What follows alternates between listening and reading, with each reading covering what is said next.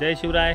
मी नितीन जोरे, शिवजन्मभूमी trekkers YouTube चॅनलमध्ये तुमच्या सर्वांचं सहर्ष स्वागत. आता सकाळचे 6:30 वाजले आहेत आणि आम्ही आता आहोत अवचितगडच्या पायथ्याशी असलेलं मेढागाव. मेढागावामधले हे विठ्ठल रुक्मिणी मंदिर आहे आणि आज माझ्यासोबत आहे विलासबरोबर यापूर्वीसुद्धा अनेक किल्ले पाहिले. तर आजबरोबर माझा जवळपास 35वा किंवा 36वा किल्ला असावा. आणि यश गोळे याच्यावर हा माझा दुसरा किल्ला आहे.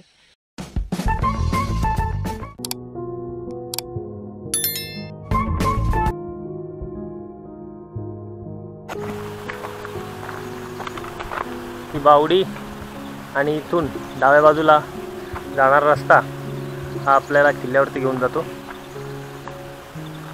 शिवशंभू प्रतिष्ठान रोहा रायगड यांनी लावलेल्या या ठिकाणी माहिती फलक आहे.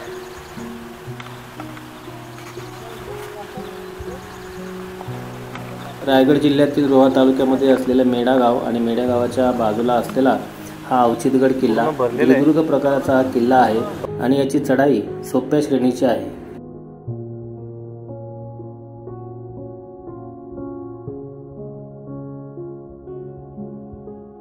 वरती जात असताना मध्यावरती या विरगळा आहेत.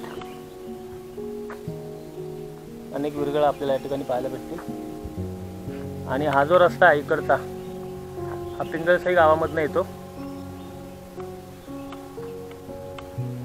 ट्रेन आहे.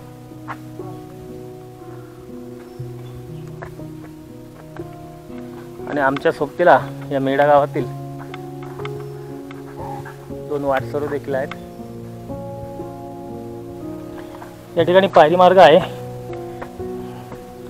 बांधलेला असा पायरी मार्ग बराचसा ढासळलेला आहे, परंतु पायऱ्या म्हणजे अर्धा तासामध्ये आपण आहेत. किल्ल्याच्या मुख्य प्रवेशद्वारापाशी येऊन पोहोचतो.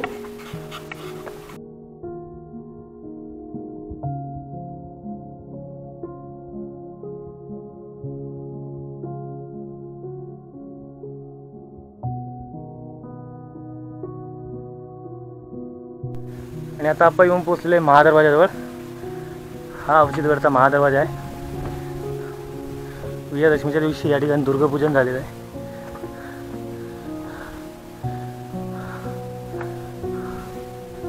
अनेक शतकांपासनं जसं तसा असलेला हा महादरवाजा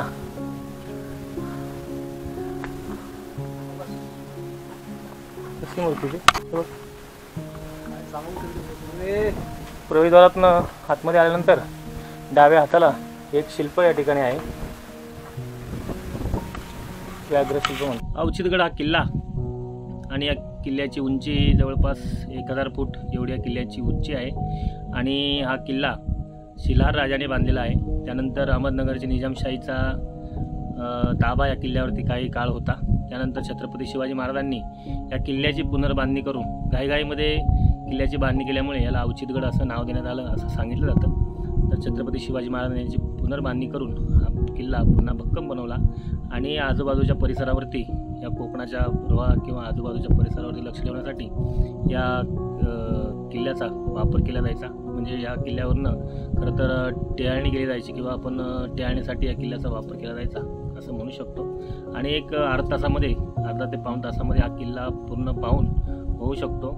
आणि चढाईसाठी सोप्या श्रेणीमध्ये असलेला हा किल्ला. गडाच्या सभोवतालचे जंगल घनदाट आहे आणि या जंगलामध्ये जंगली डुक्कर, बिबट्या, कोल्हे, माकडे इत्यादी प्राण्यांचा वावर या जंगलामध्ये आहे. मुख्य प्रवेशद्वारातून आतमध्ये आल्यानंतर समोरच्या पायऱ्या चढून वर गेल्यानंतर आपल्याला लगेच एक तोफ त्या ठिकाणी ठेवलेली निदर्शनास येते.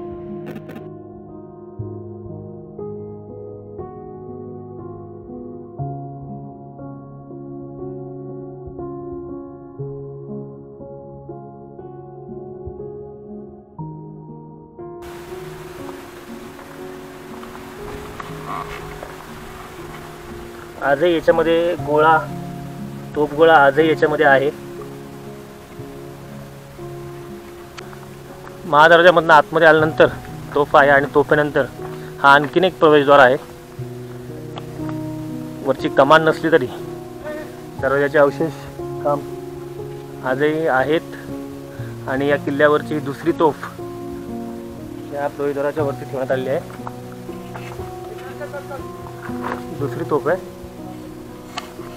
तोफ ठेवलेल्या प्रवेशद्वारापासून आपण आतमध्ये आल्यानंतर द्वादश कोणी मोठा तलाव अवचितगड किल्ल्यावरचा आपल्या निदर्शनास येतो आणि या किल्ल्यावरील सर्वात मोठा तलाव किंवा सर्वात मोठ्या पाण्याचा साठा असलेला हा तलाव आहे।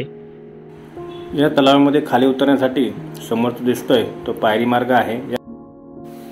तलावापासून थोड्याच अंतरावरती हे शिवमंदिर आपल्याला किल्ल्यावरती पाहायला मिळतं। तिथे गणपतीची मूर्ती आहे, देवीची मूर्ती आहे आणि एक शिवलिंग या ठिकाणी आहे आणि या शिवलिंगाच्या पाठीमागच्या बाजूला 7 टाक्यांचा समूह आपल्याला पाहायला मिळतो। मुंबईवरून सोबत येताना आम्ही पूजेचं साहित्य आणलं होतं। मंदिरामध्ये पूजा केली, दर्शन घेतलं आणि थोडा वेळ त्या मंदिरासमोर आम्ही विश्रांती घेतली। त्या ठिकाणी दुर्ग संवर्धन कार्यासाठी काही ग्रामस्थ व काही दुर्गप्रेमी आले होते। त्यांच्यासोबत गप्पा मारत या मंदिराचा, या किल्ल्याचा इतिहास, या आजूबाजूचा परिसर आम्ही समजून घेतला व पूजा करून आम्ही पुढे किल्ला पाहण्यासाठी मार्गस्थ झालो होतो।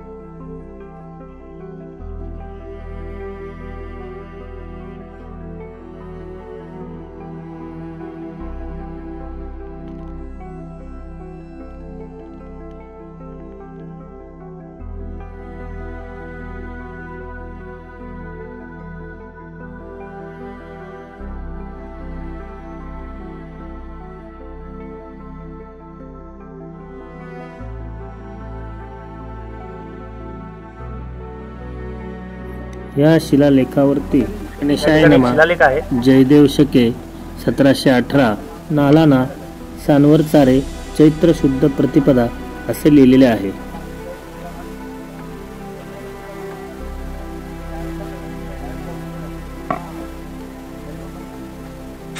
या ठिकाणी एक देवीची मूर्ती आहे, त्यानंतर शिवलिंग आहे। शिवलिंगाचं आपण दर्शन घेऊ, पूजा करून आपण गड पाहण्यास सुरुवात करत आहोत।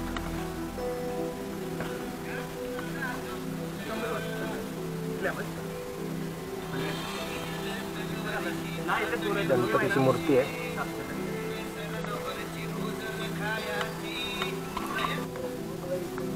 मंदिराच्या पाठीमागे आपण खाली उतरल्यानंतर या ठिकाणी टाक्यांचा समूह आहे आणि टाक्यांमधलं पाणी स्वच्छ आहे। या ठिकाणी दुर्ग संवर्धनाचं काम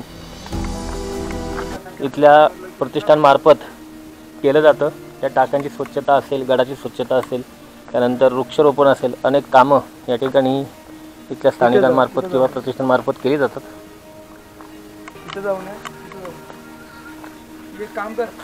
त्या टाक्यांच्या समूहाच्या बाजूला असलेली 6 टाक्या या ठिकाणी आहे।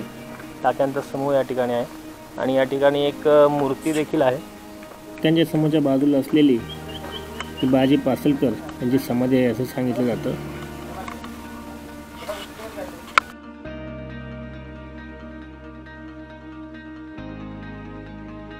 विश्वंभर प्रतिष्ठान रॉ रायगड गेली 10 वर्ष आम्ही या गडावर काम करतोय। अखंडित आवृत्तीपणे रोहा तालुक्यातले घेरासूरगड, अवचितगड, घोसालगड आणि चनेरा बिरवाडीगड या 4 गडांवर आम्ही दर मोहिमा राबवत असतो। खूप दसरा गड पूजन, दिवाळी पाठ यासारखे कार्यक्रम, तसेच अनेक संस्था आमचे सगळे कार्यक्रम पार पडत असते कोणतेही। आणि गेली किती वर्षापासून काम चालू तुमचं इथे? झाले 8 वर्ष झाली। 8 वर्षापासून। आणि खूप खूप धन्यवाद सर्व माझ्या या दुर्गसेवकांना। आणि यांच्यामुळे आज या किल्ल्याची आपण स्वच्छता जर पाहत असाल, या टाक्यांमधलं पाणी जर पाहत असाल, तर या पाठीमागे यांच्या घामाचा, परिश्रमाचा नक्कीच या ठिकाणी साथ आहे। आमच्या मोहिमा बंद असतात जेणेकरून कोणाला इजा वगैरे त्रास वगैरे होऊ नये। उन्हाळा चालू झाला, आपली दिवाळी संपली का मग परत मेपर्यंत आमचं काम चालू असतं। महिन्यातून 2 ते 3 मोहिमा असतात कोणत्या ना कोणत्या गडावर। छान काम आहे, आम्हाला पण आवड आहे दुर्ग संवर्धनाची। चांगलं काम आहे, म्हणजे पाण्याच्या टाक्यावरूनच कळतं बाबा इथं काम खूप चांगलं प्रकारे करतं। तर ते पावसाळ्याच्या साफ करतात तो पिण्याचं पाणी आहे, ती पिण्याची पाण्याची टाकी आहे, त्याच्यात आम्ही खूप स्वच्छ ठेवतो, म्हणजे त्याच्यात औषध वगैरे सगळं। विश्वंभर प्रतिष्ठानचे हे मालुसरे त्यांचं आडनाव आहे आणि खूप मोठा वारसा, मला खरं तर सांगायची गरज नाही, मालुसरे नावाचा खूप मोठा इतिहासामध्ये वारसा आहे। आणि खूप खूप मित्रा धन्यवाद, भेटून खूप आनंद झाला। ते या इथं होतं। अच्छा, पण ते आता ढासळलं, त्याच्यामुळे ते तिकडं नेलं। आणि आता आपण आलेलो आहे दक्षिण बुरुजावरती। आमचा सहकार यश गोळे बुरुजावरती गेले. किल्ल्याची रुंदी तशी फारशी नाही आहे, परंतु लांबलचक दक्षिण उत्तर पसरलेला हा अवचितगड किल्ला आहे.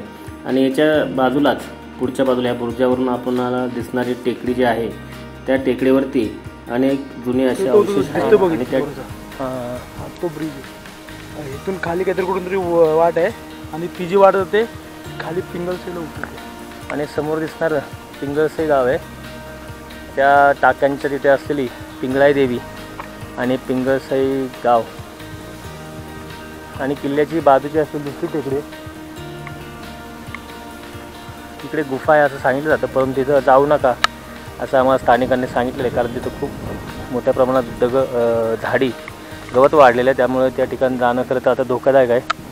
आणि त्याने दिलेल्या सूचना आम्ही पाळून त्या ठिकाणी जाण्याचं टाळलेलं आहे. पुन्हा कधी जर योग आला या किल्ल्यावरती येण्याचा पावसाळा व्यतिरिक्त तर नक्की ती गुफा आम्ही पाहू.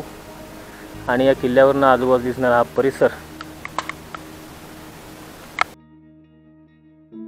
दक्षिण बुरुजावरती जाण्यासाठी ज्या पायऱ्या आहेत त्या पायऱ्यांच्या बाजूलाच ही किल्ल्यावरची तिसरी तोफ आपल्याला पाहायला मिळते.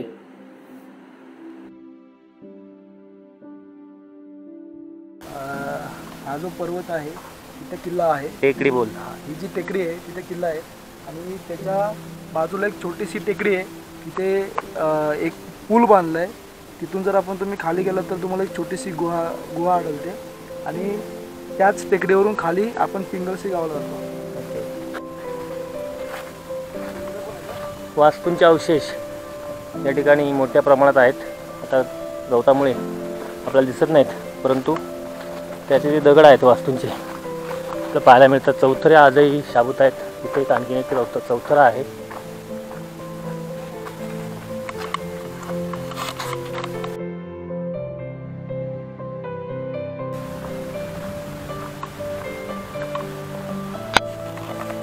या ठिकाणी अवशेष आहेत वास्तूंचे.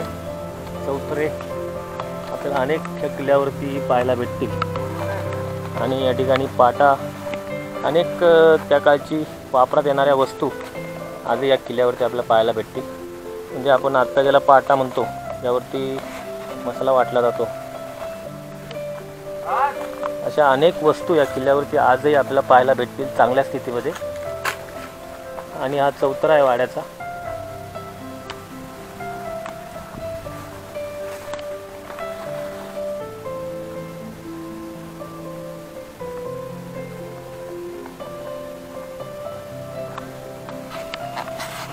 या ठिकाणी साफसफाईचं काम चालू आहे श्री शंभू प्रतिष्ठान यांच्यामार्फत.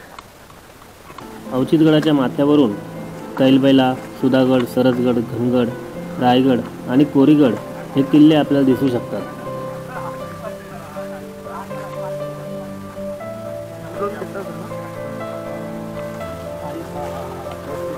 जय शिवराय. रोह्यामधले का तुम्ही?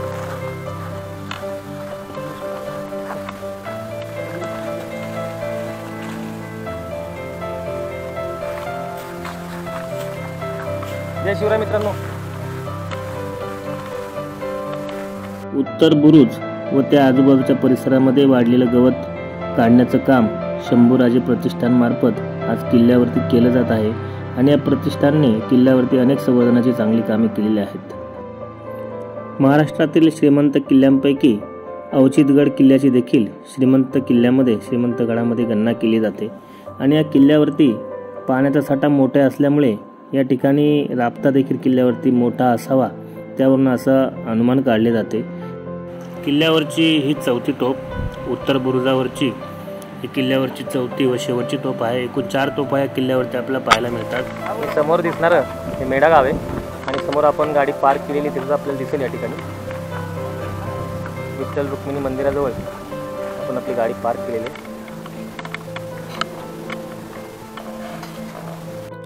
शेजारच्या टेकडीवरील गुफा सोडून बाकी सर्व किल्ला आपला पाहून झालेला आहे. आणि आता गड उतरवण्यासाठी आम्ही सुरुवात करत आहोत. आपल्याला हा व्हिडिओ कसा वाटला आपण कमेंटमध्ये नक्की कळवा. आणखी 4 किल्ले दिवसभरात आपल्याला पाहायचे आहेत, त्यामुळे या ठिकाणी थांबतो. जय हिंद, जय महाराष्ट्र, जय शिवराय.